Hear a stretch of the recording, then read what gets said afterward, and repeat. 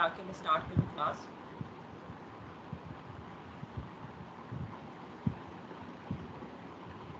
Ma'am आपकी आवाज आ रही है लेकिन बहुत शोर है बैकग्राउंड में। अब बेहतर है या अभी भी काफ़ी शोर है?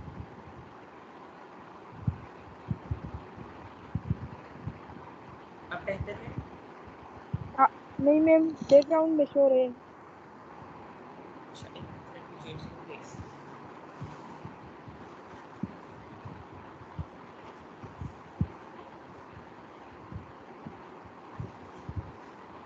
I can turn it actually as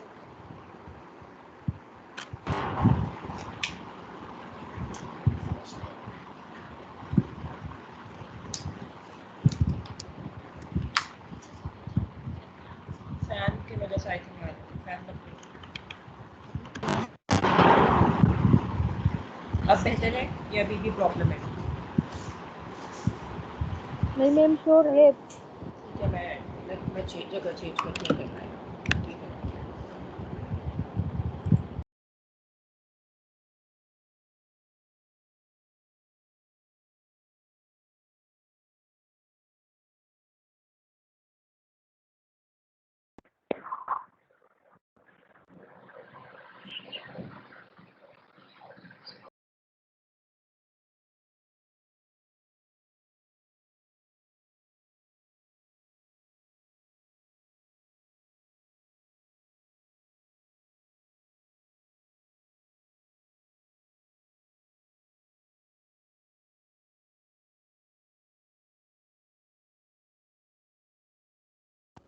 अब बेहतर हुई या अभी भी काफ़ी शोर है? मैम अब बेहतर है। बेहतर है या अभी भी शोर है? नहीं, बेहतर है अब। ठीक है, ठीक है, ठीक है, ठीक। स्टार्ट करते हैं अपनी क्लास को। जस्ट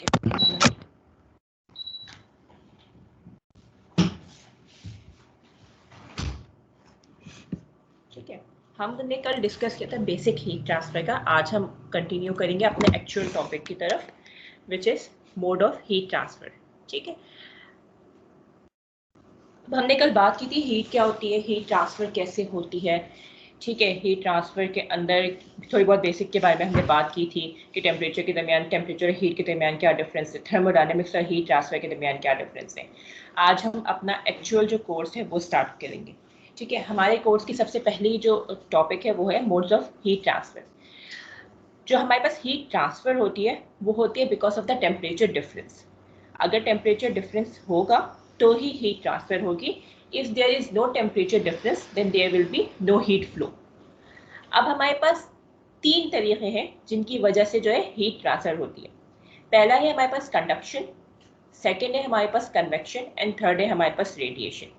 ये तीन हमारे पास मोड्स हैं जिनकी वजह से हमारे पास नेचुरली या फोर्स भी आप कह लो, लेकिन जिनकी वजह से हमारे पास हीट ट्रांसफर होती है, हीट एक डायरेक्शन से दूसरे डायरेक्शन में फ्लो करती है।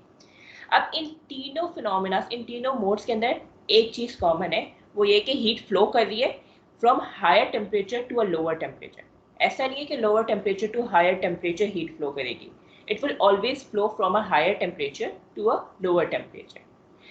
जो कंडक्शन एंड रेडिएशन है ये हमारे पास जो है फिजिकल मैकेनिज्म है, जबकि कंडक्शन जो है हमारे पास it's quite relatively same as conduction.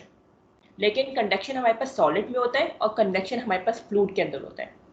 बाकी जो दोनों का फिनोमिना है कन्वेक्शन का और कंडक्शन का, they are quite relatively same. ठीक है, अब हम थोड़ी डेप्थ में जाएंगे हर उसकी कि ईच जो हमारे पास मोड है वो क्या है। जो कंडक्शन है उसको हम डिटेल में कंटिन्यू करेंगे, जबकि कन्वेक्शन और रेडिएशन है ये हम बाद में सर हसाम आप लोग को इसके बारे में पढ़ाएंगे। ठीक है, सबसे पहले हम कंडक्शन की बात करते हैं। कंडक्शन हमारे पास क्या है, ये हमारे पास एक्सचेंज ऑफ एनर्जी है by direct interaction between the molecules. ठीक है, लेकिन क्या जरूरी है, ऑब्वियस ही बात है, हम कह रहे हैं हीट ट्रांसफर के बारे में, तो जो हमारे पास टेम्परेचर डिफरेंस होगा उसके बाद हमारे पास जो एक्सचेंज ऑफ एनर्जी होगी वो क्या होगी, हमारे पास कंडक्शन होगी। अब हमारे पास दो मॉलिक्यूल्स हैं, दो मॉलिक्यूल के दरमियान टेम्परेचर डिफरेंस है। एक मॉलिक्यूल है उसका टेम्परेचर लो है और दूसरा मॉलिक्यूल है उसका टेम्परेचर हाई है। दोनों क्लोजली क्या कहते हैं डायरेक्ट उसमें कांटेक्ट में है। तो क्या होगा, जो हायर टेम्परेचर वाला मॉलिक्यूल है वो अपनी हीट या अपनी एनर्जी जो है ट्रांसफर करेगा टू अ लोअर टेम्परेचर वाले मॉलिक्यूल। तो ये क्या है, हमारे पास कंडक्शन। कंडक्शन हमारे पास जो है, इसके अंदर हमारे पास दो चीज़ें ज़रूरी हैं। एक ये कि हमारे पास मॉलिक्यूल्स डायरेक्टली इंटरेक्शन में हो, डायरेक्टली कांटेक्ट में हो। दूसरी बात ये हमारे पास कि टेम्परेचर डिफरेंस हो, टेम्परेचर ग्रेडियंट हो। ठीक है, अब ऑब्वियस सी बात है, हम बात करें मॉलिक्यूल्स हमारे पास कांटेक्ट में हो, तो हमारे पास कंडक्शन जो है किसके अंदर पॉसिबल है, सॉलिड्स के अंदर। क्योंकि सॉलिड्स के अंदर क्या होता है, मॉलिक्यूल्स टाइटली पैक्ड होते हैं। सही है। अब हमारे पास अगर यही चीज लिक्विड में हो तो हमारे पास वो जो क्या हो जाती है, कन्वेक्शन हो जाती है। लेकिन गैसेस के अंदर अगर हो तो हम उसको जो है कंडक्शन नहीं कह सकते, क्योंकि गैसेस के अंदर मॉलिक्यूल जो है काफी दूर दूर होते हैं, तो उनके अंदर डायरेक्टली हमारे पास इंटरेक्शन क्रिएट नहीं हो पाता, डायरेक्टली वो कांटेक्ट में नहीं आ पाते। तो इसीलिए जो हमारे पास फ्लूइड की हम जनरल बात करते हैं कि जनरली जो फ्लूइड के अंदर हमारे पास है उसको हमने कन्वेक्शन का नाम दे दिया है, to distinguish between the relationship, कि हमारे पास कंडक्शन के अंदर कांटेक्ट में आना जरूरी है, जबकि कन्वेक्शन के अंदर उनके दरमियान डायरेक्ट कांटेक्ट ना भी हो तब भी दे कैन ट्रांसफर हीट। ठीक है, तो हमारे पास कंडक्शन हम एक तरीके से कह सकते हैं कि ये सॉलिड और लिक्विड में भी हो सकती है, बट गैसेस के लिए हम कंडक्शन का वर्ड यूज नहीं कर सकते। तो टू अवॉइड द क्या कहते हैं कंफ्यूजन, हमने क्या किया, सॉलिड्स के लिए कंडक्शन को फिक्स कर दिया, और हमने लिक्विड्स एंड गैसेस यानी फ्लूइड्स के लिए हमने जनरली कन्वेक्शन को फिक्स कर दिया। ठीक है, अब हम बात करते हैं कंडक्शन होती कैसे है। ठीक है, कंडक्शन के लिए हमारे पास मॉलिक्यूलर मोशन जरूरी है। ठीक है, एनर्जी ट्रांसफर होगी through molecular motion, molecular basis पे कंडक्शन अकर हो रही है। ठीक है, अब मॉलिक्यूलर बेसिस पे कैसे अकर हो रही है, we will look into it. ठीक है, एक हमारे पास एग्जांपल है, इसके ना हमारे पास ये मेटालिक रॉड है। ठीक है, एक्स वाई जेड किसी भी उसकी मेटल की, और we do not care about the metal right now. हमें बस ये कि एक मेटल की रॉड है, इसको हम हीट करें। ठीक है, we are providing heat energy to it. अब इस एनर्जी से क्या हो रहा है कि जो नेबरिंग मॉलिक्यूल्स है जो बिल्कुल डायरेक्टली हमारे पास कांटेक्ट में आ रहे हैं इस हीट से, they will start gaining the temperature. पहले हीट गेन करेंगे, हीट की वजह से उनका टेम्परेचर रेज होगा।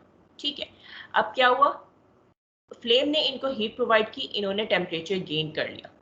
ठीक है, अब क्या होगा हमारे पास, जब उनका टेम्परेचर गेन हो गया, वो एनर्जाइज्ड हो गए, उनकी जो है काइनेटिक एनर्जी इंक्रीज होकर इनका टेम्परेचर इंक्रीज हो गया, उन्होंने वाइब्रेशन करना शुरू कर दी, तो इसकी वजह से क्या होगा, वो अपने नेबरिंग मॉलिक्यूल्स को भी पुश करना शुरू कर देंगे। जब नेबरिंग मॉलिक्यूल्स पुश होना शुरू हो जाएंगे तो क्या होगा, हमारे पास हीट ट्रांसफर अकर होगी। ठीक है, अब क्या हुआ हमारे पास, जब नेबरिंग मॉलिक्यूल्स ने जो है अपने क्या कहते हैं, इन मॉलिक्यूल्स ने अपने नेबरिंग मॉलिक्यूल्स को पुश करना शुरू किया, तो क्या हुआ, वो भी एनर्जाइज्ड हो गए। पहले तो जो डायरेक्ट कांटेक्ट में थे फ्लेम के, वो एनर्जाइज्ड हुए, उनकी वाइब्रेशन इंक्रीज हुई। उनकी वाइब्रेशन इंक्रीज होने की वजह से उन्होंने अपने नेबरिंग मॉलिक्यूल्स को भी पुश करना शुरू किया।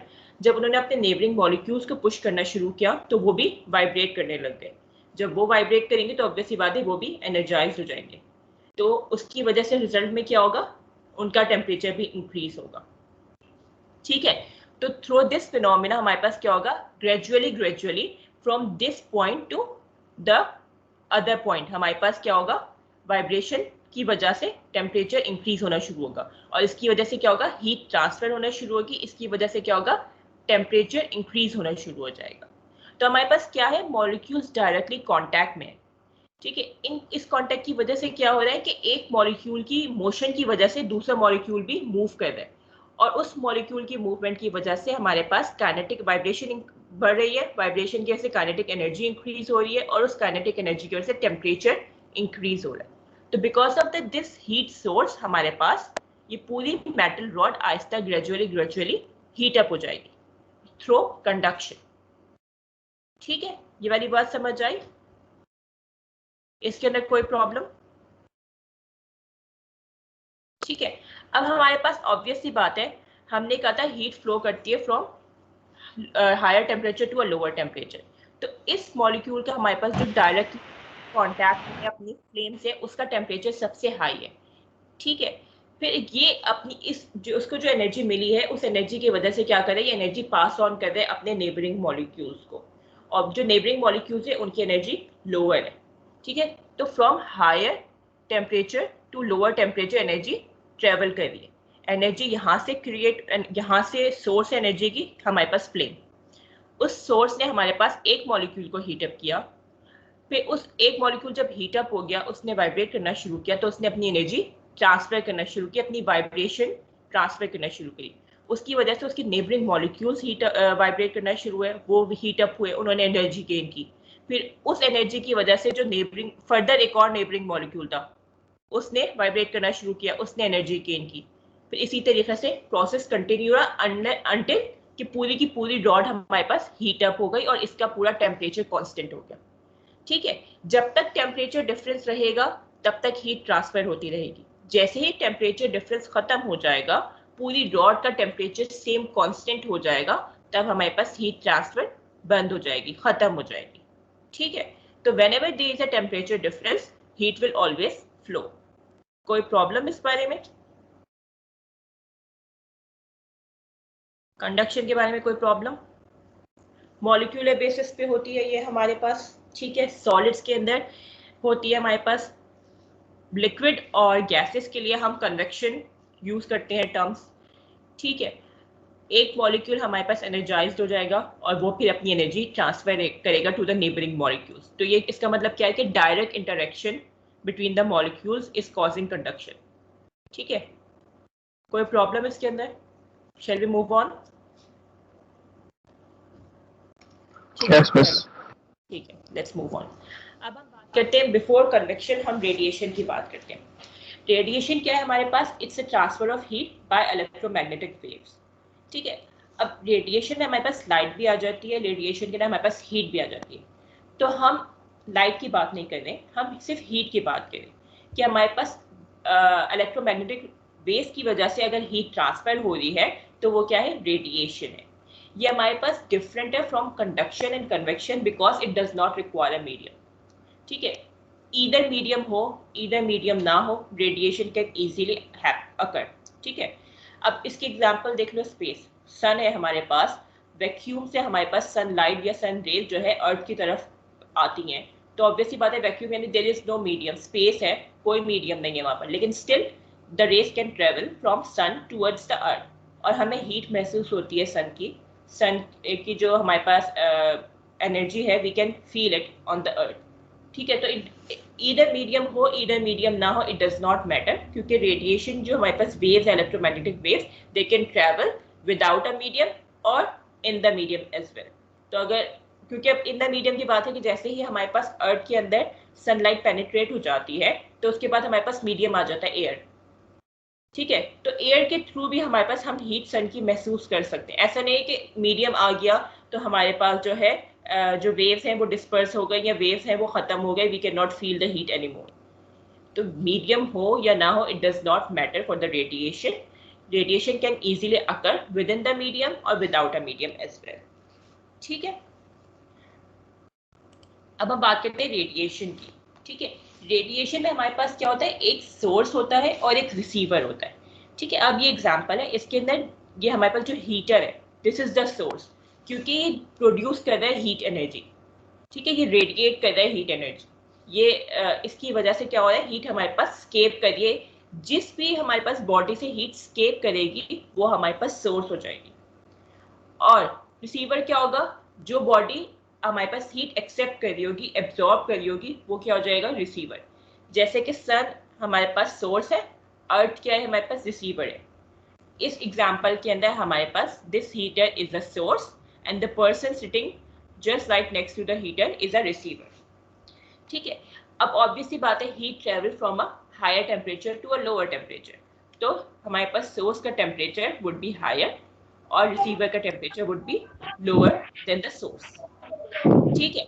अब हमारे पास ऑब्वियसली बात है कि जो हमारे पास सिंस डायरेक्ट कांटेक्ट में नहीं है मॉलिक्यूल्स, तो रेडिएशन के अंदर हमारे पास जैसे कंडक्शन है, कंडक्शन के अंदर हमारे पास सबसे ज्यादा एफिशिएंट हीट ट्रांसफर होता है क्योंकि मॉलिक्यूल्स डायरेक्टली कांटेक्ट में होते हैं।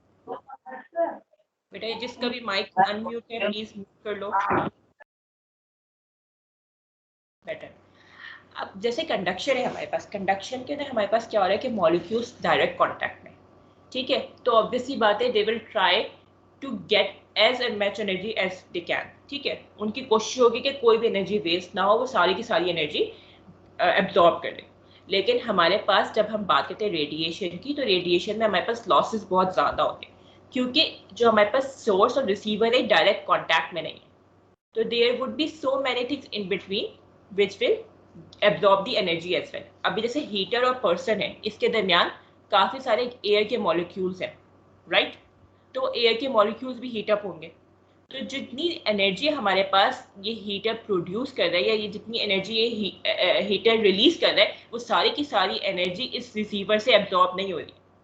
देयर वुड बी जितने भी यहाँ पे इन बिटवीन रिसीवर और सोर्स के जितने भी सब्सटेंसेस होंगे, जितने भी पार्टिकल्स होंगे, जितने भी मॉलिक्यूल्स होंगे, they will also try to absorb the heat as well, ठीक है। तो रेडिएशन हमारे पास जो है लेस एफिशिएंट होता है as compare to conduction and convection, क्योंकि हमारे पास जो बॉडीज होती है, जो मॉलिक्यूल्स होते हैं, वो डायरेक्टली कांटेक्ट में नहीं होते हैं। इसकी वजह से क्या होता है कि इनके दरमियान जितनी भी बॉडीज हैं, जितने भी हमारे पास सब्सटेंसेस या जितने भी पार्टिकल्स हैं, वो भी हमारे पास इंक्लूड हो जाते हैं इनटू द सिस्टम, भी पार्ट ऑफ द सिस्टम बन जाते हैं और वो भी एनर्जी एब्जॉर्ब करने की कोशिश करते हैं, ठीक है। तो radiation is less efficient as compare to conduction and convection, ठीक है।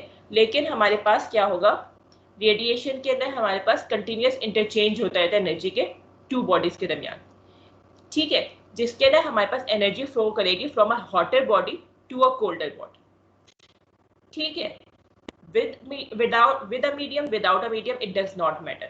For conduction we must require a medium, for convection we must require a medium, but for radiation there is no need of a medium. It can occur within the medium and without a medium, ठीक है, but radiation is less efficient as compared to conduction and convection, ठीक है। Moving on to convection. Convection हमारे पास क्या होता है कि हमारे पास ये हमारे पास जो है फ्लूइड की मूवमेंट की वजह से कॉज होता है। हमारे पास क्या होता है कि हमारे पास फ्लूइड है, वो हीट गेन कर रहा है, तो वो it will become less dense, ठीक है। जब वो लेस डेंस हो जाएगा तो it will move to upwards, और जो हमारे पास कोल्ड फ्लूइड है वो it will become more denser than the hot fluid, और वो क्या हो जाएगा, it will try to sink. तो इसकी वजह से जो मूवमेंट कॉज होती है वो हमारे पास कहलाती है कन्वेक्शन। ये फिगर से ज़्यादा अच्छी समझ आ जाएगी, तो मैं फिगर से समझाने की कोशिश करती हूँ, लेकिन बिफोर दिस कन्वेक्शन मैं कल वाली ही एक बात रिपीट कर दूंगी। हमारे पास हीटिंग से मास चेंज नहीं होता, वेट हमारे पास सेम रहता है, मास हमारे पास सेम रहता है बॉडीज का, heating does not affect on the mass of the body. लेकिन उससे हमारे पास क्या होता है, वॉल्यूम चेंज होता है, क्योंकि एक्सपेंशन होती है, heating cause expansion, cooling cause contraction.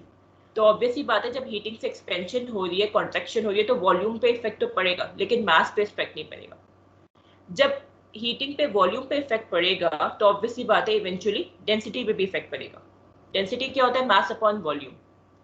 तो जितना ज्यादा आप उसका वॉल्यूम, जितना ज्यादा एक्सपेंशन होगी, जितना ज्यादा उसका वॉल्यूम इंक्रीज होगा, उतना ज्यादा ही क्या कहते हैं, उसकी डेंसिटी कम होती जाएगी, ठीक है। तो हमारे पास हीटिंग की वजह से क्या होता है, डेंसिटी कम होती जाती है, जो मॉलिक्यूल्स होते हैं वो लेस डेंस होते जाते हैं। मास पे कोई इफेक्ट नहीं पड़ता, वॉल्यूम पे इफेक्ट पड़ता है, एंड देयर बाय वॉल्यूम की वजह से आपके पास जो इफेक्ट पड़ता है वो उसके डेंसिटी पे पड़ता है, और जो चीज़ें होती हैं हीटिंग के बाद वो लेस डेंस हो जाती हैं।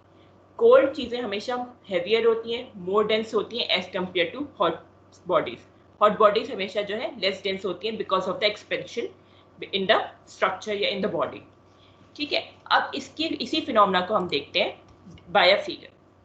अब हमारे पास ये लेट्स से कप है या जार है, बीकर है, जिसको हम हीट करें, ठीक है। फ्लेम हमने यूज किया एज अ हीट सोर्स। ये फ्लेम क्या कर रहा है, हमारे पास हीट प्रोवाइड कर रहा है टू द कप। अब हमारे पास ये जो डायरेक्टली हमारे पास सॉलिड है, जो डायरेक्टली मॉलिक्यूल्स कांटेक्ट में, यहाँ पे तो कंडक्शन हो रही होगी, ठीक है। अब हम बात करते हैं फ्लूइड की। फ्लूइड के अंदर सिंस मॉलिक्यूल्स बहुत ज़्यादा क्लोजली पैक नहीं होते हैं, देयर इज ए क्वाइट इनके दरमियान गैप्स होते हैं, तो हम कंडक्शन नहीं यूज़ करते, इसके लिए टर्म हम कन्वेक्शन यूज़ करते हैं। ठीक है, अब यहाँ पे हमारे पास जो मॉलिक्यूल्स हैं they will start heating up. जब मॉलिक्यूल्स हीट अप हो जाएंगे तो ऑब्वियसली बात है इनकी काइनेटिक एनर्जी इंक्रीज हो जाएगी। ठीक है, इनका वॉल्यूम इंक्रीज हो जाएगा, दे विल बिकम लेस डेंस। जबकि लेस डेंस हो जाएंगे तो वो अपनी डेंसिटी की वजह से क्या हो जाएंगे, लेस डेंस हो गए हैं हमारे पास, तो ऑब्वियसली बात है लाइटर हो गए हैं वे अपने ये, जबकि लाइटर हो जाएंगे तो दे विल मूव अपवर्ड। ठीक है, और जो ऊपर का कोल्ड हमारे पास फ्लूइड है, ये जो कोल्ड फ्लूइड है ये हैवियर हो जाएगा as compare to the hot fluid. तो ये क्या हो जाएगा, ये सिंक कर जाएगा, और जो आपके पास हॉट फ्लूइड है ये आपके पास राइज अप हो जाएगा। तो इससे क्या हो जाएगा, आपके पास एक सर्कुलर मोशन बन जाती है, जिसके अंदर आपके पास क्या होता है, मॉलिक्यूल जो हीट अप होते जाते हैं वो राइज अप होना शुरू हो जाते हैं, और जो हमारे पास कोल्ड मॉलिक्यूल्स होते हैं वो because of being heavier they try to sink down. ठीक है, जब वो सिंक डाउन करेंगे तो वो फिर फ्लेम के कांटेक्ट में आएंगे, फ्लेम की वजह से उनको हीट मिलेगी, जब उनको हीट मिलेगी they will become less dense. ठीक है, जब वो लेस डेंस हो जाएंगे तो they will try to go upward. जब वो दोबारा से ऊपर जाएंगे तो जितने भी हमारे पास कोल्ड मॉलिक्यूल्स हैं जो ऊपर की तरफ है they will try to sink down, क्योंकि वो हैवी हो जाएंगे। तो इस तरीके से क्या होगा, हमारे पास एक सर्कुलर मोशन बन जाती है। ये जो सर्कुलर मोशन होती है हमारे पास, ये हो जाए हमारे पास कहलाती है कन्वेक्शन। ठीक है, तो हीट ट्रांसफर बाय कन्वेक्शन क्या होता है हमारे पास, it generally occur in fluid. अब whether it is liquid whether it is gas, ये हमारे पास जनरली फ्लूइड के अंदर होता है। हमारे पास क्या होता है कि ये एक सर्कुलर मोशन होती है, जिसके अंदर हमारे पास जो हैवियर या हमारे पास जो कोल्डर हमारे पास फ्लूइड होता है वो सिंक डाउन होता है, और जो हमारे पास हैवियर या हॉटर हमारे पास जो लिक्विड होता है वो राइज अप होने की कोशिश करता है, जिसकी वजह से हीट ट्रांसफर होती है। ठीक है, अब जो हमारे पास कोल्ड है जब वो सिंक डाउन कर रहा है तो वो डायरेक्ट कांटेक्ट में आ रहे हैं फ्लेम के, and then it will gain heat from the flame. फिर क्या होगा, वो दोबारा से राइज अप हो जाएगा। फिर इसी तरीके से हमारे पास ग्रेजुअली आहिस्ते आहिस्ते जितने भी मॉलिक्यूल्स हैं इस बीकर के अंदर वो सारे के सारे क्या करेंगे, हीट गेन कर लेंगे from the flame, and they will all become hot. ठीक है, और ये कब तक प्रोसेस होता रहेगा, जब तक कि हमारे पास टेम्परेचर डिफरेंस खत्म नहीं हो जाता। अच्छा ठीक है, अब उसके बाद हमारे पास एक और बात जो पर्टिकुलरली लिक्विड्स के अंदर आ जाती है कि लिक्विड के अंदर हमारे पास स्टेट चेंज भी हो जाती है। अब ऑब्वियसली बात है हम इसे कंटिन्यूसली हीट प्रोवाइड कर दें, ठीक है, तो आपके पास जितने भी फ्लूइड हैं ये हमारे पास हीट गेन करें। जबकि हीट गेन करें तो there would be a time, अभी तो सेंसिबल हीटिंग चल रही है कि इनका फेस चेंज नहीं हो रहा, सिर्फ टेम्परेचर इंक्रीज हो रहा है। ठीक है, आफ्टर सर्टेन टाइम जब इन सब का टेम्परेचर कांस्टेंट हो जाएगा, लेट्स से इफ वाटर है हमारे पास तो 100 डिग्री जब पहुंच गया इनका टेम्परेचर, देन क्या होगा, हमारे पास जो मजीद हमारे पास फ्लेम हीट प्रोवाइड कर रहा होगा ये सारी की सारी हीट यूज होगी फेस चेंज के लिए, लेटेंट हीटिंग होना शुरू हो जाएगी। तब क्या होगा, आपके पास टेम्परेचर चेंज नहीं आएगा बल्कि फेस चेंज आएगा। तो आपके पास वेपर्स बनना शुरू हो जाएंगे, स्टीम प्रोड्यूस होना शुरू हो जाएगी, जो वाटर है वो इवेपोरेट होना शुरू हो जाएगा। ठीक है, तो उसमें भी क्या होगा, हमारे पास कन्वेक्शन ही होगा। ठीक है, जो हमारे पास मॉलिक्यूल्स डायरेक्टली कांटेक्ट में आएंगे फ्लेम के, जब वो हमारे पास ज़्यादा हीट गेन कर लेंगे तो they will try to rise up, और राइज अप होने के बाद जो है वो अपना फेस चेंज करके will escape in the atmosphere या एनवायरनमेंट के अंदर स्केप कर जाएंगे। ठीक है, अब हमारे पास हम कन्वेक्शन की बात कर रहे थे, तो कन्वेक्शन हमारे पास दो तरह की होती है, एक होती है नेचुरल और एक होती है फोर्स्ड। ठीक है, नेचुरल की बात तो आप मैंने आपको बता दी, जो अभी मैंने आपको बताया था वो नेचुरल थी, इसके अंदर आप कोई भी चीज यूज नहीं कर रहे थे, आप फोर्स कन्वेक्शन नहीं कर रहे थे। नेचुरली क्या हो रहा था, मॉलिक्यूल्स जो आप हीट प्रोवाइड कर रहे थे, मॉलिक्यूल्स जो है वो हीट गेन करके लाइटर हो रहे थे और राइज अप कर रहे थे, और जो कोल्डर मॉलिक्यूल्स थे वो because of the density sink कर रहे थे। ठीक है, जब वो सिंक कर रहे थे तो फिर वो हीट गेन कर रहे थे, और उस हीट गेन करने के बाद वो लाइटर हो रहे थे और राइज अप कर रहे थे। इस तरह ग्रेजुअली सारे मॉलिक्यूल्स आहिस्ता आहिस्ता फ्लेम के कांटेक्ट में आकर हीट गेन करके राइज अप हो रहे थे, और देयर वाज अ टाइम कि जब पूरे हमारे पास जो जग है या पूरा बीकर है इसका टेम्परेचर कांस्टेंट हो गया था। तो ये क्या है, नेचुरल कन्वेक्शन है। इसके अंदर आप फोर्स नहीं करवा रहे हो मॉलिक्यूल्स की मूवमेंट को। ठीक है, मॉलिक्यूल्स अपनी मर्जी से हीट गेन कर रहे हैं और राइज अप हो रहे हैं, मॉलिक्यूल्स अपनी मर्जी से सिंक डाउन कर रहे हैं और हीट गेन कर रहे हैं। ठीक है, लेकिन हमारे पास इंडस्ट्रीज के अंदर हम जो है फोर्स कन्वेक्शन भी ऑप्ट करवाते हैं। फोर्स कन्वेक्शन में क्या होता है, हमारे पास हम स्टिरर वगैरह यूज़ करते हैं। स्टिरर वगैरह का पर्पस क्या होता है कि हमारे पास ये, जैसे फॉर एग्जांपल ये बीकर है, सही, स्टिरर ये लगा हुआ है, स्टिरर क्या कर रहा है, स्टिर कर रहा है आपके पास। ये जैसे आप लेट्स से आप जो है चाय बना रहे हैं, चाय बनाते हुए आपने शुगर ऐड की टी पॉट के अंदर, ठीक है। अब आप क्या करें, शुगर को क्विकली, अगर आप उसको शुगर ऐड करके छोड़ देंगे उसके अंदर, तो ऑब्वियसली बात है आफ्टर सम टाइम वो डिसॉल्व हो जाएगी, ठीक है। अब आपने इस प्रोसेस को क्विक करना है, तो आप क्या करोगे, आप चम्मच से उसको डिसॉल्व करना शुरू कर दोगे। You are providing heat as well, और आप स्टिरर ये चम्मच से उसको स्टिर भी कर दो, ताकि जो आपका प्रोसेस है वो क्विकली हो जाए। तो ये क्या है, फोर्स कन्वेक्शन है। इसी तरीके से आप क्या करते हो, बीकर है आपके पास, बीकर में अगर आपने पानी गर्म कर दो, अगर आपने जो है क्या कहते हैं उसको रख दिया, तो ऑब्वियसली बात है वो इट विल टेक टाइम कि सब मॉलिक्यूल जो है आपके पास हीट गेन करके दे विल राइज अप, फिर वापस जो ऊपर के कोल्डर मॉलिक्यूल्स हैं वो आपके पास जो है सिंक डाउन करेंगे, फिर वो हीट गेन करेंगे। तो इस प्रोसेस को एफिशिएंट करने के लिए क्या करते हैं, आप स्टिरर यूज करते हैं। या समटाइम हमारे पास क्या होता है, मॉलिक्यूल जैसे स्लरी है, बहुत ही विस्कस कोई हमारे पास फ्लूइड है जिसकी जो है मूवमेंट इतनी इजीली पॉसिबल नहीं, जैसे वाटर है, वाटर तो हमारे पास इतना विस्कस नहीं होता है, तो वाटर के मॉलिक्यूल्स इजीली फ्लो कर सकते हैं इन क्या कहते हैं सर्कुलर मोशन। लेकिन कोई बहुत ही विस्कस है, it will take a lot of time to gain heat, सही है, और आप जो है एफिशिएंट प्रोसेस करना चाहते हैं, तो क्या करोगे, आप स्टिरर वगैरह यूज करोगे और आप उसको कन्वेक्शन को फोर्स करवाओगे। जो आपकी सर्कुलर मोशन है उसको आप खुद से प्रोड्यूस करोगे बाय यूजिंग एनीथिंग, ठीक है। उस केस के अंदर हमने स्टिरर यूज किया, आप कुछ भी यूज करके आप उसकी सर्कुलर मोशन को खुद से इंड्यूस करवाओगे, तो वो क्या हो जाती है, फोर्स कन्वेक्शन, ठीक है। आप क्या करते हो, कोई भी मैकेनिकल मींस यूज करते हो और अपनी जो हॉटर रीजन से कोल्डर रीजन के दरमियान एनर्जी ट्रांसफर करते हो, तो ये हमारे पास क्या हो गई, फोर्स कन्वेक्शन। अगर बाय नेचुरली हो रहा है विदाउट एनी मैकेनिकल मींस, तो वह नेचुरल कन्वेक्शन है। अगर आप कोई मैकेनिकल मींस यूज कर रहे हो लाइक स्टिरर या आप XYZ कुछ भी, तो वो क्या हो गया, आपके पास फोर्स कन्वेक्शन हो गया। फोर्स कन्वेक्शन हम मोस्टली उस वक्त ऑप करते हैं जब हमें टाइम एफिशिएंट अपना प्रोसेस करना होता है, या हमारे पास लिक्विड की प्रॉपर्टीज ऐसी होती हैं कि बहुत ज़्यादा विस्कस लिक्विड है and it will take a lot of time to create the convective currents in the क्या कहते हैं सिस्टम, तो फिर हम क्या करते हैं, we opt for mechanical means to make process more efficient, ठीक है। इसके अंदर कोई प्रॉब्लम, कन्वेक्शन के अंदर, कंडक्शन, रेडिएशन, कन्वेक्शन के अंदर कोई प्रॉब्लम? अगर कोई प्रॉब्लम है तो लेट मी नो, फिर we will go towards some properties.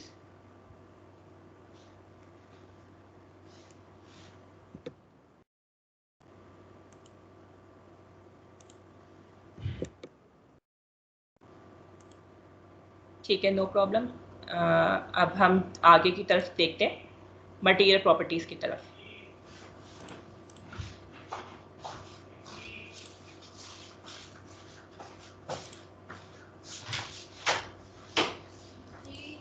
ठीक है, अच्छा, कंडक्शन, कन्वेक्शन, रेडिएशन हो गया। अब हम कंडक्शन की तरफ जाएंगे। बिफोर स्टार्टिंग कंडक्शन, दो प्रॉपर्टीज हैं which is quite important for us to understand. हम वो दो प्रॉपर्टीज को देख लेंगे and then we will start conduction in detail, ठीक है। सबसे पहले प्रॉपर्टीज है हमारे पास थर्मल कंडक्टिविटी, ठीक है। हमने बात की कंडक्शन की, कंडक्शन क्या हमारे पास, हीट ट्रांसफर हो रही है bye molecular action, molecules vibrate करें उसकी वजह से हमारे पास जो हीट ट्रांसफर हो रही है वो हमने कहा कंडक्शन है। अब थर्मल कंडक्टिविटी क्या है, थर्मल कंडक्टिविटी है कि कितनी इजीली मॉलिक्यूल जो है एनर्जी ट्रांसफर करें, ठीक है, कितनी इजीली जो है एनर्जी हीट ट्रांसफर हो रही है, तो वो क्या है हमारे पास थर्मल कंडक्टिविटी। अब हमारे पास हर सब्सटेंस, चाहे वो लिक्विड हो, चाहे वो गैस हो, चाहे वो सॉलिड हो, सॉलिड में चाहे वो मेटल हो चाहे नॉन मेटल हो, हर सब्सटेंस की थर्मल कंडक्टिविटी डिफरेंट होगी, ठीक है। जितना ज़्यादा उसकी हायर थर्मल कंडक्टिविटी होगी, इतना अच्छा वो कंडक्टर होगा, उतनी ईजिली वो हीट ट्रांसफर करेगा। जितनी कम उसकी थर्मल कंडक्टिविटी होगी, उतना वो बैड कंडक्टर होगा, या उतना वो अच्छा इंसुलेटर होगा, और उतना कम वो हीट ट्रांसफर करेगा। जैसे मेटल्स होते हैं, मेटल्स आर गुड कंडक्टर, क्यों, क्योंकि उनकी थर्मल कंडक्टिविटी बहुत अच्छी होती है, दे कैन ईजिली क्या कहते हैं transfer heat from one molecule to another molecule. लेकिन जो इंसुलेटर है जैसे वुड हो गया या प्लास्टिक हो गया, they are not a good conductor of heat. ये क्या इंसुलेटर्स हैं, वुड क्या है, wood is a good insulator. तो क्या करेगा कि ये हीट ट्रांसफर में इतना ज़्यादा एफिशिएंट नहीं, ऐसा नहीं कि बिल्कुल भी हीट ट्रांसफर नहीं करेगा, ठीक है, लेकिन इसकी जो थर्मल कंडक्टिविटी होगी ये इतनी मिनिमम होगी कि ये रेडिली हीट ट्रांसफर करने को, मतलब रेडिली हीट ट्रांसफर नहीं करेगा, it will be very slow process. ठीक है, तो जितना ज़्यादा हमारे पास किसी भी सब्सटेंस की कंडक्टिविटी अच्छी होती है, उतना ज़्यादा वो हीट ट्रांसफर करने कंट्रीब्यूट करता है। ठीक है, अब थर्मल कंडक्टिविटी हमारे पास किसके ऊपर डिपेंड करती है?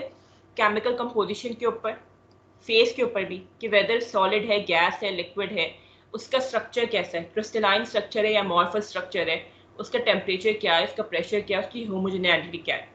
ठीक है, इन सब चीज़ों पे डिपेंड करती है थर्मल कंडक्टिविटी। अब मैं इसको डिटेल में एक्सप्लेन करूंगी कि कैसे। ठीक है, सबसे पहले हम चार्ट की तरफ जाते हैं। हमारे पास जो है ये चार्ट है, इसके अंदर हमारे पास कुछ सब्सटेंसेस गिवन है और उनकी थर्मल कंडक्टिविटी गिवन है।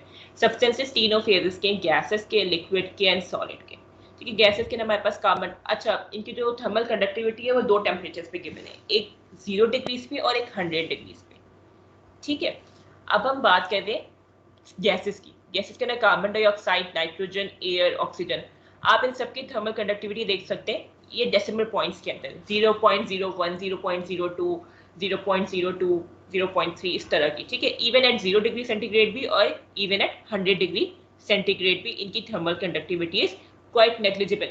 यानी जो गैसेस है they are not a good conductors of heat. ठीक है, रेडिएशन में दे कैन कॉन्ट्रीब्यूट या कन्वेक्शन में दे कैन कंट्रीब्यूट, लेकिन जो कंडक्शन की बात करें, क्योंकि ऑब्वियसली बात है मॉलिक्यूल्स, कंडक्शन की रिक्वायरमेंट क्या है कि मॉलिक्यूल्स हमारे पास क्लोजली इंटरेक्शन में हो, क्लोजली कॉन्टैक्ट में हो। तो गैसेस के अंदर मॉलिक्यूल्स तो क्लोजली कॉन्टैक्ट में नहीं होते, तो इनकी थर्मल जो कंडक्टिविटी है ऑब्वियसली बात है it would be minimum as compare to liquid and solids. अब हम बात करते हैं लिक्विड की। लिक्विड का भी हमारे पास यही मसला है कि लिक्विड के अंदर भी हमारे पास molecules relatively as compare to gases करीब होते हैं, लेकिन वो इतने ज़्यादा क्लोजली कॉन्टैक्ट में नहीं होते कि दे कैन रेडिली ट्रांसफर हीट। तो दैट्स वाई लिक्विड की भी हमारे पास जो थर्मल कंडक्टिविटी है वो काफ़ी कम होती है। लेकिन अब हम सॉलिड्स की बात करते हैं। सॉलिड्स के अंदर आप देख लीजिए मेटल्स भी और नॉन मेटल्स भी। सॉलिड के अंदर हमारे पास क्योंकि जो मॉलिक्यूल्स है वो टाइटली पैक्ड होते हैं। ठीक है, तो अब हमारे पास ऑब्वियसली बात है जब मॉलिक्यूल्स टाइटली पैक्ड है तो they can readily transfer heat from one molecule to another molecule by vibration. अब हमारे पास सॉलिड में भी टाइप्स आ जाती है, metals, non metal, crystalline, amorphous structure की। ठीक है, क्योंकि हमारे पास केमिकल कंपोजिशन से लेकर उनका स्ट्रक्चर भी इफेक्ट करता है थर्मल कंडक्टिविटी पे। तो हमारे पास हम यहाँ पे you can see from the chart कि जो हमारे पास मेटल्स हैं इनकी थर्मल कंडक्टिविटी काफ़ी हाई है। स्टील, कॉपर, सिल्वर, रिलेटिवली हमारे पास जो गैसेज और लिक्विड थी इनकी हमारे पास जो थर्मल कंडक्टिविटीज थी वो डेसिमल पॉइंट्स में थी, जबकि हमारे पास मेटल्स हैं इनकी जो हमारे पास थर्मल कंडक्टिविटी है ये हंड्रेड्स में है। ठीक है, 386, 379। तो जितनी ज़्यादा थर्मल कंडक्टिविटी होगी उतना ज़्यादा they are a good conductors of heat and electricity. ठीक है, अब हम बात करते हैं नॉन मेटल्स की। नॉन मेटल्स में आ गया हमारे पास ब्रिक आ गया, मार्बल आ गया, एस्बिटोस आ गया। अब हमारे पास इनकी थर्मल कंडक्टिविटी देखिए, इनकी थर्मल कंडक्टिविटी काफ़ी कम है। ठीक है, तो इसका मतलब ये है कि हमारे पास जो नॉन मेटल्स हैं they are not good conductors of heat. Metals are good conductors of heat, but non-metals are not good conductors of heat. They cannot readily transfer heat from one molecule to another molecule. एक और example है हमारे पास would की। Would is a very good insulator but not a good conductor obviously. ठीक है, wood is not a good conductor at all, लेकिन है तो वो सॉलिड ही, लेकिन being a solid still it can not conduct heat and electricity. ठीक है, अब हम बात करते हैं एक और उसकी। ठीक है, अब हम मर्क्यूरी की बात करते हैं। हमारे पास समटाइम ये होता है मर्क्यूरी हमारे पास जो है जनरली जो है रूम टेम्परेचर पे लिक्विड फेज पे पाई जाती है। ठीक है, अब हम मर्क्यूरी की बात करते हैं लिक्विड फेज के अंदर। लिक्विड फेज के अंदर इसके हमारे पास जो थर्मल कंडक्टिविटी है वो 8 है। वेपर फेज के अंदर हमारे पास मर्क्यूरी की थर्मल कंडक्टिविटी क्या है, डेसिमल पॉइंट में 0.03। सॉलिड फेज के अंदर हमारे पास मर्क्यूरी की थर्मल कंडक्टिविटी क्या है, 48। ठीक है, मर्क्यूरी क्योंकि मेटल है हमारे पास तो ऑब्वियसली बात है इसकी थर्मल कंडक्टिविटी 40 मतलब अच्छी होगी एज कम्पेयर टू बाकी सारे नॉन मेटल्स। लेकिन हमारे पास क्योंकि मर्क्यूरी जनरली एग्जिस्ट ही रूम टेम्परेचर पे करता है तो it is quite difficult for us to maintain mercury at solid state. ठीक है, हमें सॉलिड स्टेट में तो मर्क्यूरी को हम मेंटेन नहीं कर सकते ना, हम सस्टेन ही नहीं कर सकते, उसको जो टेम्परेचर या जो प्रेशर चाहिए होगा सॉलिड स्टेट में रहने के लिए, वो हमारे पास डिफिकल्ट अचीव करना, अटेन करना। तो ऑब्वियसली बात है कि हमारा जो मर्क्यूरी है वो हमारे पास, उसकी इतनी ज्यादा थर्मल कंडक्टिविटी हमारे पास यूजलेस है, we will refer to it compared to the solid और वेपर स्टेट। ठीक है, हमारे पास थर्मल कंडक्टिविटी हम कैसे कैलकुलेट करते हैं? ठीक है, हमारे पास जो फॉर्मूला है वो है K equals to K naught 1 plus beta T. ठीक है, ये जो हमारे पास K है, हमारे पास ये थर्मल कंडक्टिविटी किसी भी टेम्परेचर, जिस भी टेम्परेचर पे आपको, लेट्स से आपको 100 पे मालूम करनी है, आपको 200 पे मालूम करनी है, आपको 40 डिग्रीज पे मालूम करनी है, आपका ये वो वाला थर्मल कंडक्टिविटी हो जाएगी। दिस इज K नॉट, आपके पास ये थर्मल कंडक्टिविटी है एट 0 डिग्रीज। ठीक है, जो हमारे पास ये लिटरेचर से इजीली आपको K नॉट की वैल्यूज मिल जाती है। आपको जितने भी आपके पास सब्सटेंसेस अब तक डिस्कवर हो चुके हैं, उन सब सब्सटेंसेस की thermal conductivity at 0 degrees known है। ठीक है, तो you can easily get this K naught value from the literature.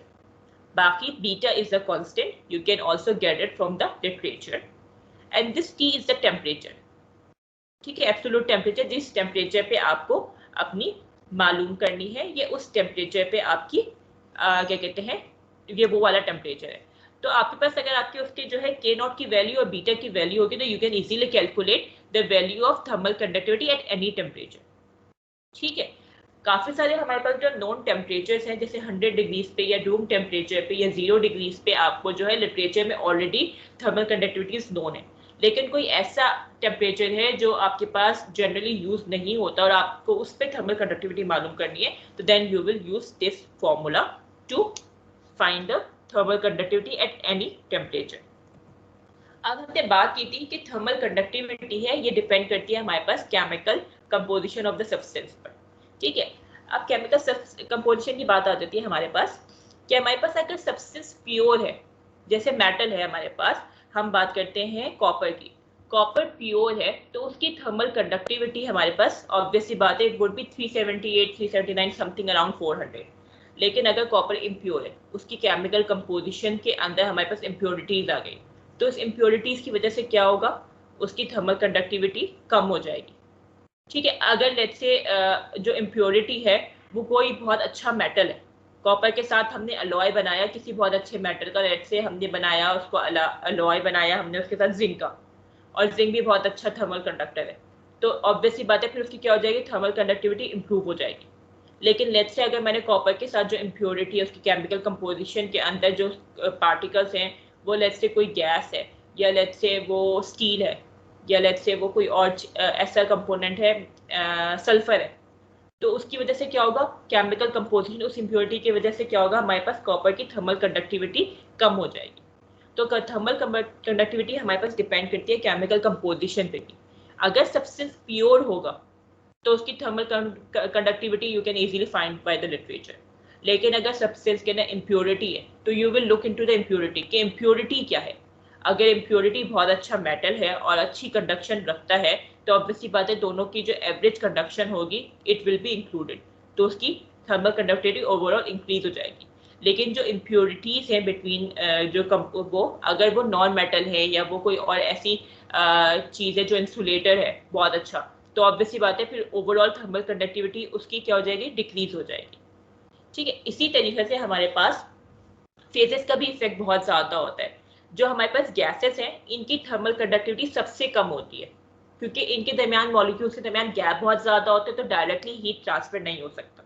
ठीक है, लिक्विड है उनकी गैसेस से थोड़ी बेहतर होती है क्योंकि गैप्स कम होते जाते हैं, तो जो लिक्विड है they are better conductors than the gases.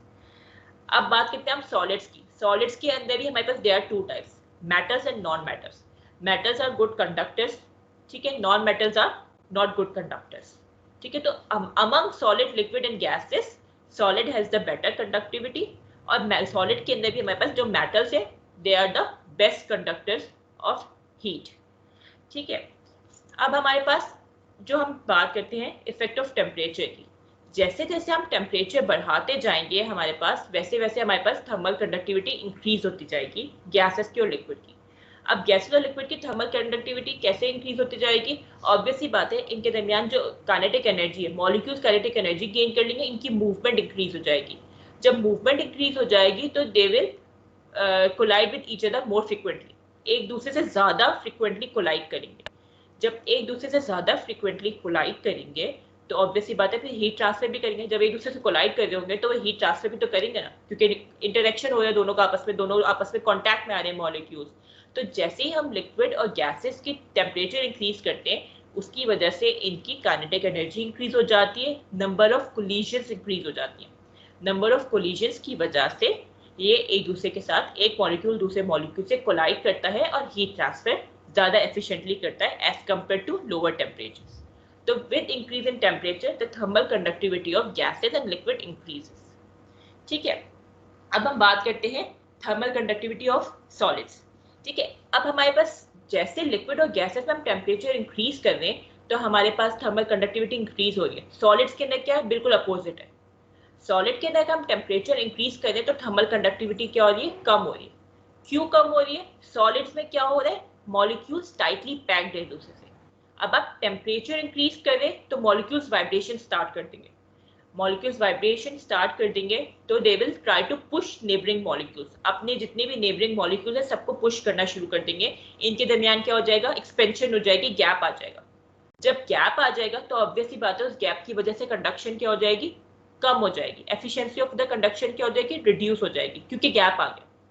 पहले तो वो बहुत टाइटली पैक थे, लेकिन जैसे ही आपने उनको हीट प्रोवाइड की, हीट की वजह से उनकी वाइब्रेशन इंक्रीज हुई, काइनेटिक एनर्जी इंक्रीज हुई, काइनेटिक एनर्जी की वजह से टेम्परेचर इंक्रीज हुआ, मॉलिक्यूल्स ने एक दूसरे को पुश करना शुरू किया और उन्हें अपने दरमियान गैप क्रिएट कर दिया। तो उस गैप की वजह से क्या हुआ, जो कंडक्शन का प्रोसेस था वो स्लो डाउन हो जाएगा। तो मेटल के केसेस में हमारे पास थर्मल कंडक्टिविटी जो है रिड्यूस हो जाती है विद इंक्रीज इन टेम्परेचर, जबकि सॉलिड एंड गैसेस के अंदर क्या होता है, थर्मल कंडक्टिविटी इंक्रीज होती है विद इंक्रीज इन टेम्परेचर। ये वाली बात समझ आई, सॉलिड और लिक्विड वाली? बताओ मुझे क्योंकि आई एम श्योर इसके अंदर कुछ लोगों को प्रॉब्लम हो सकती है। सॉलिड के अंदर उल्टा सिस्टम होता है, with increase in temperature thermal conductivity decreases, जबकि लिक्विड एंड गैसेस के अंदर टेम्परेचर के इंक्रीज से थर्मल कंडक्टिविटी भी इंक्रीज होती है। ये वाली बात समझ आई या नहीं आई? आई वांट एन आंसर, ताकि मुझे पता भी हो कि आप लोग सुन भी रहे हो या नहीं सुन रहे। yes, पक्का समझ आएगा ना? मैम लिक्विड और गैसेस का दोबारा से बता दें। ठीक है, मैं तो उसमें किस तरह से बता देती हूँ, दोबारा से बता देती हूँ। हमारे पास लिक्विड और सॉलिड की बात करते हैं, लिक्विड और गैसेस की बात करें। लिक्विड और गैसेस के अंदर मॉलिक्यूल्स बहुत दूर दूर होते हैं कंपेयर टू सॉलिड। ठीक है, लिक्विड के अंदर कम दूर होते हैं, सॉलिड के अंदर बहुत ज्यादा दूर होते हैं। अब हम बात करें कंडक्शन की। कंडक्शन के अंदर मॉलिक्यूल्स एक दूसरे से कॉन्टैक्ट में आएंगे तो हीट ट्रांसफर होगी। अब लिक्विड और सॉलिड के अंदर अगर मैं टेम्परेचर इंक्रीज करनी हूँ, सॉरी लिक्विड और गैस के अंदर मैं टेम्परेचर इंक्रीज करनी हूँ तो क्या होगा, हर मॉलिक्यूल इंडिविजुअली अपनी एनर्जी गेन करेगा, हीट गेन करेगा, एनर्जी गेन करेगा, एक्साइटेड हो जाएगा, एनर्जाइज हो जाएगा। ठीक है, उसके बाद क्या होगा, वो ज्यादा मूव करना शुरू कर देगा। अब ज्यादा मूव करेगा तो एक दूसरे से कोलाइड भी करेंगे मॉलिक्यूल्स, मॉलिक्यूल एक दूसरे से कोलाइड करते हैं, गैसेस में भी लिक्विड में भी। ठीक है, अब जैसे जैसे जितनी ज्यादा टेम्परेचर गेन होता जाएगा उतना ज्यादा मॉलिक्यूल्स एक दूसरे से कोलाइड करेंगे, क्योंकि उतनी ज्यादा काइनेटिक एनर्जी होगी, उनको समझ एक्साइटेड हो जाएंगे बहुत ज्यादा मॉलिक्यूल्स। तो काइनेटिक एनर्जी ज्यादा होगी, ज्यादा कोलाइड करेंगे दूसरे से। तो जितना ज्यादा कोलाइड करेंगे उतना ज्यादा हीट ट्रांसफर होगी, कांटेक्ट में आएंगे ये दो मॉलिक्यूल्स आपस में, हीट ट्रांसफर करेंगे, फिर वही मॉलिक्यूल तीसरे मॉलिक्यूल से कांटेक्ट में आएगा, हीट ट्रांसफर करेगा, वही मॉलिक्यूल चौथे मॉलिक्यूल से कांटेक्ट में आएगा, हीट ट्रांसफर करेगा। तो टेम्परेचर इंक्रीज करने से क्या हो रहा है, मॉलिक्यूल्स की मूवमेंट इंप्रूव हो रही है। मॉलिक्यूल्स की मूवमेंट इंक्रीज होने से क्या हो रहा है, नंबर ऑफ कोलिजन्स इंक्रीज हो रहे हैं। नंबर ऑफ कोलिजन से क्या हो रहा है, हीट ट्रांसफर इंक्रीज हो रही है। ठीक है, पहले दूर दूर दूर दूर रैंडमली मूव कर रहे थे, मैंने टेम्परेचर प्रोवाइड किया, मॉलिक्यूल्स को एनर्जी मिल गई, एनर्जी की वजह से वो ज्यादा मूव करने लगे। अब ज्यादा मूव करेंगे तो ज्यादा टकरे मारेंगे एक दूसरे से, ज्यादा कोलाइड करेंगे। जब ज्यादा कोलाइड करेंगे तो कांटेक्ट में आएंगे, हीट ट्रांसफर भी करेंगे। अब एक दूसरे से जब कांटेक्ट कोलाइड करेंगे तो सिर्फ ऐसे कोलाइड करके खत्म तो नहीं हो जाएंगे ना, अपनी अपनी डायरेक्शन में वापस तो नहीं चले जाएंगे ना, कोलाइड करेंगे तो कुछ एनर्जी ट्रांसफर भी होगी। ठीक है, तो जितना ज्यादा हम टेम्परेचर इंक्रीज करेंगे उतना ज्यादा मॉलिक्यूल्स एक्साइटेड होंगे, उतना ज्यादा वो ट्रेवल करेंगे, उतना ज्यादा कोलाइड करेंगे और उतना ज्यादा हीट ट्रांसफर करेंगे। अब सॉलिड के अंदर क्या है, हमारे पास मॉलिक्यूल्स टाइटली पैक्ड है। कंडक्शन की कंडीशन ये थी ना कि मॉलिक्यूल्स एक दूसरे से कांटेक्ट में आए और हीट ट्रांसफर करें।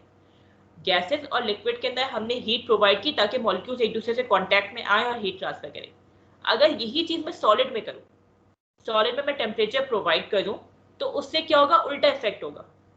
इंस्टेड ऑफ कमिंग टुगेदर, ज्यादा करीब होने के बजाय वो क्या होंगे, एक दूसरे से दूर होने लग जाएंगे, क्योंकि मॉलिक्यूल्स को जगह चाहिए ना वाइब्रेट करने के लिए।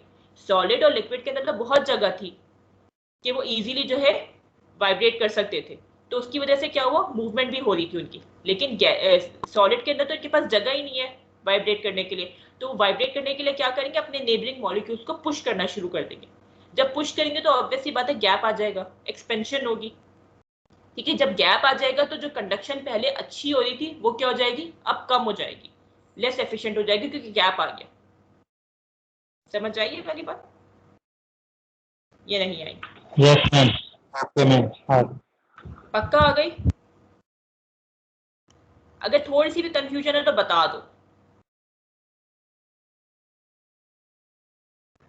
नो मैम, क्लियर है। ठीक है, अब हम, अच्छा अब इसी तरीके से अब एक और बात है, हमारे पास सॉलिड्स में हमारे पास आ जाते हैं क्रिस्टलाइन स्ट्रक्चर और अमॉर्फस स्ट्रक्चर। जो क्रिस्टलाइन स्ट्रक्चर्स होते हैं हमारे पास, उनकी थर्मल कंडक्टिविटी अच्छी होती है, अमॉर्फस स्ट्रक्चर की थर्मल कंडक्टिविटी अच्छी नहीं होती। क्रिस्टलाइन की क्यों अच्छी होती है, क्योंकि मॉलिक्यूल जो है एक प्रॉपर अरेंजमेंट में होते हैं। ठीक है, रैंडमली अरेंज नहीं होते।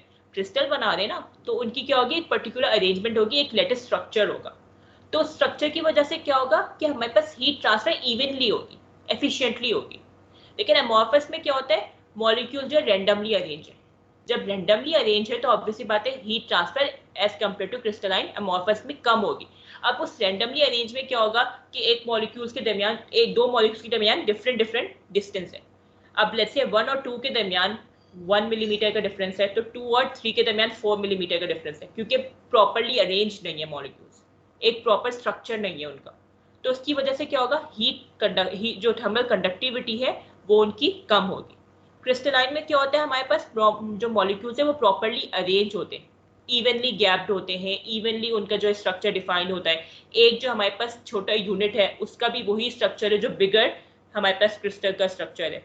तो हमारे पास उससे क्या होता है कि जो थर्मल कंडक्टिविटी है वो बहुत उनकी अच्छी होती है, जो कंडक्शन का उनका है वो बहुत प्रोसेस बहुत इजीली हो जाता है एज कम्पेयर टू अमॉर्फस, क्योंकि मॉलिक्यूल्स की अरेंजमेंट की वजह से। एक है जो उसमें प्रॉपर्ली मॉलिक्यूल्स अरेंज है और दूसरे में मॉलिक्यूल्स प्रॉपर्ली अरेंज नहीं है। ठीक है, ये वाली बात समझ आ गई। Crystalline has better thermal conductivity as compare to the amorphous solids. ठीक है, अब हम बात करते हैं स्पेसिफिक हीट कैपेसिटी की। स्पेसिफिक हीट कैपेसिटी हमारे पास क्या होती है कि हमारे पास कितनी एनर्जी, कितनी टेंडेंसी है किसी भी सब्सटेंस की हीट स्टोर करने की या रिलीज करने की। ठीक है, थर्मल कंडक्टिविटी तो वो है ना कि कितनी टेंडेंसी है हीट ट्रांसफर की। स्पेसिफिक हीट कैपेसिटी के एक किसी भी सब्सटेंस की क्या टेंडेंसी है कि कितनी हीट स्टोर कर सकता है या कितनी हीट रिलीज कर सकता है। ठीक है, ये हमारे पास क्या होता है, amount of energy that is required to raise 1 degree centigrade, कि जितनी भी एनर्जी हमारे पास चाहिए 1 डिग्री सेंटीग्रेड इंक्रीज करने के लिए, 1 डिग्री इंक्रीज करने के लिए। जैसे मेरे पास, हमारे पास वाटर है, मुझे वाटर का टेम्परेचर 19 से 20 करना है, तो वो 1 डिग्री इंक्रीज करने के लिए टेम्परेचर मुझे कितनी एनर्जी प्रोवाइड करनी है, वो क्या है हमारे पास स्पेसिफिक हीट कैपेसिटी। अब फॉर वाटर ऑब्वियसली बात है, amount of energy would be different to raise 1 degrees. अब यही अगर मैं बात करूं अल्कोहल की, तो अल्कोहल के लिए I would require different amount of heat to increase 1 degree temperature. ठीक है, तो ये हमारे पास क्या हो जाता है कि amount of energy that is required to raise 1 degrees is different for every substance. तो ये हमारे पास क्या है, स्पेसिफिक हीट कैपेसिटी है कि किसी भी सब्सटेंस की टेंडेंसी कि वो कितनी हीट अपने अंदर स्टोर कर सकता है या वो कितनी हीट रिलीज कर सकता है। ठीक है, अब हमारे पास जो हीट कैपेसिटी है हमारे पास, ये हमारे पास किस फॉर्मूले से हम कैलकुलेट करते हैं, mcp डेल्टा टी।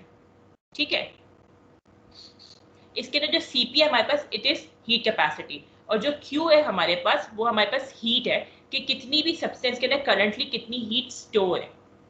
ठीक है, तो थर्मल कंडक्टिविटी हमारे पास क्या है कि किसी भी मॉलिक्यूल की टेंडेंसी हीट ट्रांसफर की, कंडक्शन की टेंडेंसी, और हीट कैपेसिटी क्या है कि किसी भी मॉलिक्यूल की अंदर कितनी टेंडेंसी, कितनी हीट स्टोर या रिलीज कर सके। ठीक है, तो थर्मल कंडक्टिविटी हीट ट्रांसफर के बारे में बात कर रहे हैं, specific heat capacity heat storage की बात कर रहे हैं। समझ आई वाली बात? Heat capacity is the storage capacity, जबकि thermal conductivity is the tendency to transfer heat from one molecule to another molecule. ये वाली बात समझ आई?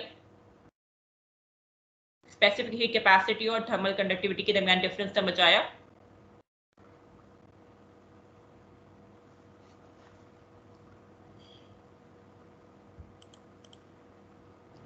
यस मिस, समझ आ गया। पक्का समझ आया? आज के लेक्चर में कोई भी ऐसी चीज जो समझ ना आई हो, कोई भी ऐसी चीज रैंडमली थर्मल कंडक्टिविटी की सारी डिपेंडेंसी के किस चीज पे, कोई भी ऐसी चीज जो समझ ना आई हो, क्योंकि कल से वी विल स्टार्ट 4 ईयर रॉ ऑफ थर्मल कंडक्शन, तो आई एम श्योर कि उससे पहले सब चीजें पता होनी चाहिए ताकि हम उसको आगे सही से वो कर सकें। तो कोई भी ऐसी चीज जो समझ ना आई हो that you want me, क्योंकि अभी इतना टाइम है कि आई कैन मैं मिस रहे सब क्लियर है। चलो दैट्स गुड। अच्छा, ये मैंने कुछ क्वेश्चंस जो है सॉर्ट आउट किए थे आप लोगों के लिए, ये सेल्फ स्टडी के क्वेश्चंस हैं। इसका आप लोगों के मिड के फाइनल एग्जाम से कोई ताल्लुक नहीं है, सिर्फ ये जनरल आपकी इंफॉर्मेशन के लिए है ताकि आप इसको एक दफ़ा रीड आउट कर लो। गूगल करोगे ना, जब आप इसको सर्च करोगे तो आपके कॉन्सेप्ट क्लियर हो जाएंगे प्रीवियस के। ठीक है, सेल्फ स्टडी के क्वेश्चन है, ऐसा नहीं कि आपने मुझे इसको राइट डाउन करके मुझे दिखाने हैं, लेकिन इट्स बेटर कि आप इसको जो है एक दफ़ा क्या कहते हैं सर्च करने की कोशिश करें ताकि आपके अपने कॉन्सेप्ट क्लियर हो। ठीक है, सब जनरल आपके पास difference conduction, convection and radiation का, थर्मल कंडक्टिविटी क्या होती है। ठीक है, थर्मल कंडक्टिविटी का आपकी क्या कहते हैं गैस, लिक्विड और सॉलिड पे क्या इफेक्ट, मतलब ऑर्डर है किसकी थर्मल कंडक्टिविटी ज़्यादा होगी, ये ऑलरेडी हम लेक्चर के अंदर सब डिस्कस कर चुके हैं। ठीक है, कैसे हम जो है थर्मल बेस्ट थर्मल इंसुलेटर हम कैसे सेलेक्ट कर सकते हैं। गुड का तो मैंने बता दिया ना, metals are good thermal conductors, तो अब थर्मल इंसुलेटर आप कैसे सेलेक्ट करोगे, गुड क्या क्राइटेरिया आप सेट करोगे। ठीक है, इम्प्योरिटीज क्या होंगी उसके अंदर, उसका फेस क्या होगा, ठीक है, उसके अलावा जो है उसके स्ट्रक्चर क्या होगा, ये सब चीज़ें आप जो है बिल्कुल अपोजिट जो थर्मल कंडक्टिविटी के लिए सबसे बेस्ट है उसका अपोजिट थर्मल इंसुलेशन के लिए सबसे बेस्ट होगा। ठीक है, फिर effect of temperature thermal conductivity के ऊपर क्या है, सॉलिड होगा तो with increase in temperature thermal conductivity reduces, gases and liquid के लिए with increase in temperature thermal conductivity improves. ठीक है, फिर थर्मल कंडक्टिविटी और स्पेसिफिक हीट कैपेसिटी के दरमियान क्या डिफरेंस है। ठीक है, ये सब चीज़ें ऑलरेडी हम लेक्चर के अंदर डिस्कस कर चुके हैं। क्वेश्चंस हैं, इनको दोबारा से रिवाइज करना, रिकैप करना, ताकि एक आइडिया हो जाए आप लोगों को कि आप लोगों की बेसिक नॉलेज जो है कितनी इम्प्रूव हुई है। फिर कल से जो हम करेंगे, कल से हम स्टार्ट करेंगे अपना फोरियर्स लॉ ऑफ थर्मल कंडक्शन। कल डेरिवेशन होगी और एक न्यूमेरिकल होगा। ठीक है, तो जब न्यूमेरिकल हम कर रहे होंगे तो I would request you all कि आप अपने कैलकुलेटर्स लेके बैठिएगा और न्यूमेरिकल साथ साथ सॉल्व करते जाइएगा, क्योंकि ऑनलाइन के अंदर इट्स क्वाइट डिफिकल्ट कि न्यूमेरिकल्स को समझना, कॉम्प्रीहेंड करना बहुत मुश्किल है। तो कैलकुलेटर्स होगा और साथ में सॉल्व करोगे तो आसानी होगी बाद में।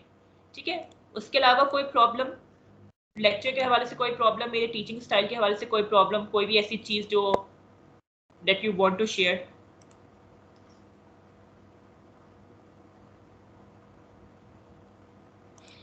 नो मैम, प्रॉब्लम तो कोई नहीं है।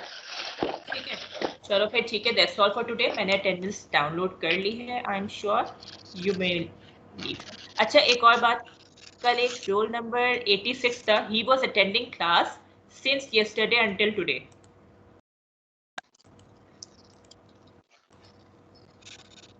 So I do not know if he's still here. Yes. नहीं, I cannot. बहरहाल इस तरह क्लास नो मिस, अटेंड करके मैंने तो ऑफ कर दी थी क्लास। नहीं, roll ma'am number I think लगा के सो गए होंगे। हाँ, I am sure about that as well. सुबह 10 बजे से क्लास में बैठे। I'm sure about that as well कि he। चलो ठीक है, that's all for today. नहीं मिस, You may मैंने leave. अभी ज्वाइन की है। 86 के बारे में बात हो रही है बेटा। अच्छा 56, मुझे लगा 86। 86 मिस 86 ही हूँ मैं। so पता नहीं, you were taking class for almost 23 hours. खैर चलो, that's all for today. No You miss, may leave. मैंने तो ऑफ कर दी थी कल टाइम पर। I do not know, maybe आप शायद लिखी कोई हो और लेकिन होगा वो हुई मिस। ना हो सही से, maybe। चले, अल्लाह हाफिज़। जी मैम हो सकता है, चलिए ठीक है, अल्लाह हाफिज।